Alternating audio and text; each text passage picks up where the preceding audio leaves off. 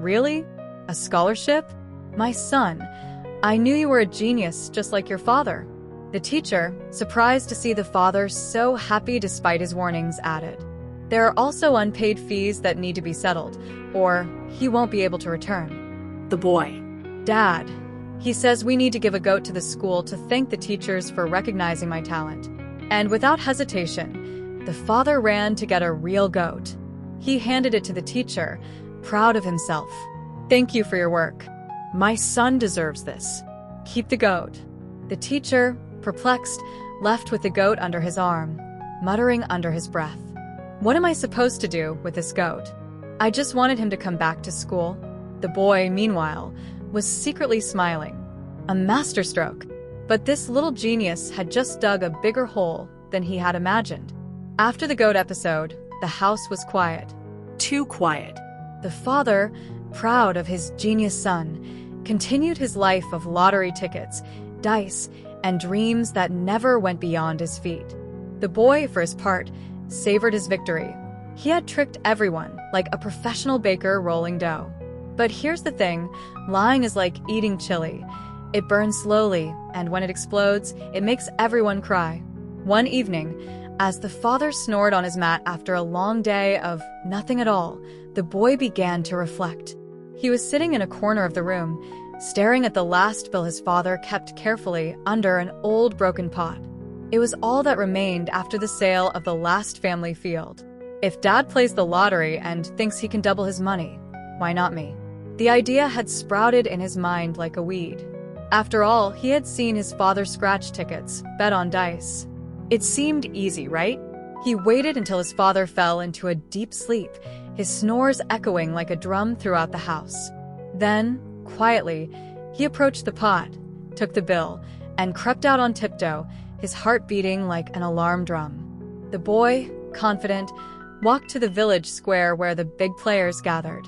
There, under an old mango tree lit by a dim oil lamp, a group of men played cards, dice, and of course, the lottery. Hey, kid, what are you doing here? One of the players asked, an old man with teeth as rare as good news. I came to try my luck, just like my father, declared the boy proudly, holding up his ticket like a trophy. The men laughed, amused by the audacity of such a young child. Come on, come here, future millionaire. The boy bought a few tickets and scratched them with enthusiasm, grinning from ear to ear. But luck, that evening, had decided to take its vacation elsewhere. One ticket, lost. The second, still lost. The third, oh, let's not even talk about it. It's okay, I'll double it with a dice game, he exclaimed, trying to boost his courage. And you can guess what happened next. He lost everything. Every last coin. The boy looked at his empty hands, cold sweat dripping from his forehead. No, no, no. I can't go back like this, he thought, terrified. He knew his father would turn into a furious hurricane upon discovering the money was gone. So, in a moment of panic, he decided to disappear. No plan, no belongings, just his 2 feet to guide him. He walked for hours through fields and bushes until he reached a distant village he didn't know. There, he found an old abandoned house with cracked walls and a roof with holes letting the stars through.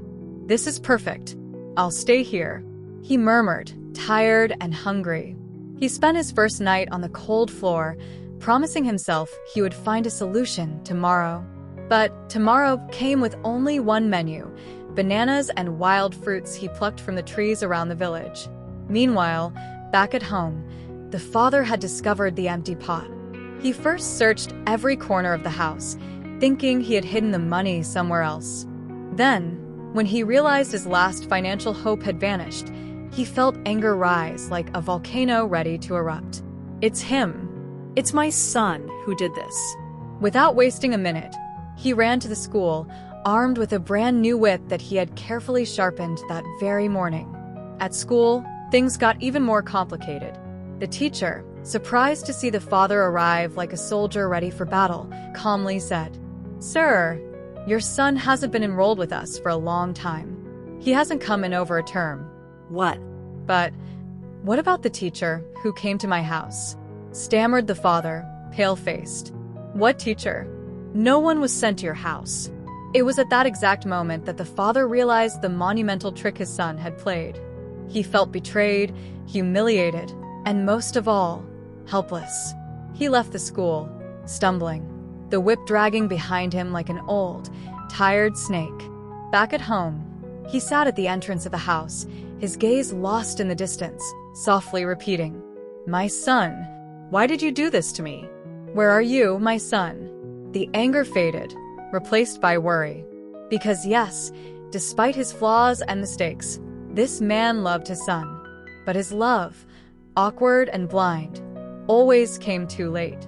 Days passed, and the father, still sitting in front of his house, looked like a statue of despair carved by sadness. The neighbors, curious, passed by and made comments. When you raise a child like a sheep, he ends up bleeding anywhere. But where has your son gone? He's probably joined the goats in the bush. These remarks only added weight to his already hunched shoulders, weighed down by shame. The father looked at the dusty path every evening, hoping to see his son return, even with his mischief stuck to his back. But nothing. Meanwhile, the boy had made his home in the abandoned house. Every day, he looked more and more like a wild child of the fields. His clothes were dirty, his hair messy like a bird's nest, and he lived off green bananas stolen from the nearby plantations. One morning, while eating an unripe fruit, which made him grimace like a sad clown, he thought, maybe Dad won't even come looking for me. Maybe he's better off without me. But deep down, something was missing. His father's awkward sermons, his loud laugh when he went to bed, and even his snores that sounded like an old motorcycle. That day, a crazy idea sprouted in his mind. What if I went back? Just to see from a distance, if he still thinks about me? The boy set off, moving with the stealth of an alley cat, or almost. When he reached near his house, he hid behind the old mango tree where the lottery players often gathered. From a distance, he saw his father, sitting in front of the house, head down, eyes lost in the horizon. But that wasn't all. The father was talking to himself, as if speaking to a ghost. My son, maybe I've been a bad father. I sold our fields, I slaughtered our animals, and I let you do whatever you wanted. But I love you. Come back, my boy.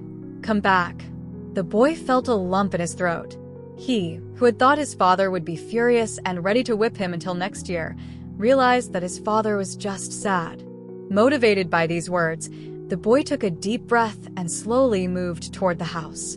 But then, he forgot one detail: the old dog in the yard, who had a nose for bad boys on the run. Woof, woof, woof. The father suddenly lifted his head, and there he saw him, his son. In an instant, he sprang up like a rusty spring. You little demon, the father shouted, grabbing a stick. The boy, panicked, turned and ran like a hare being chased by a lion. But the father was determined. Barefoot, his turban askew, he ran after him shouting, "Come back here, little thief. Today, I'm going to show you what education really means." The neighbors came out to watch the spectacle, a father chasing his son, stick in hand, like a scene from an improvised play. And there you have it, the end of the second part. The father keeps trying to ruin his son's life. Let's find out how the story ends in part 3. Nothing but good vibes. See you soon. To know the release date, write "I want the next part" in the comments and I'll reply to you. The story is just beginning. Things are about to heat up.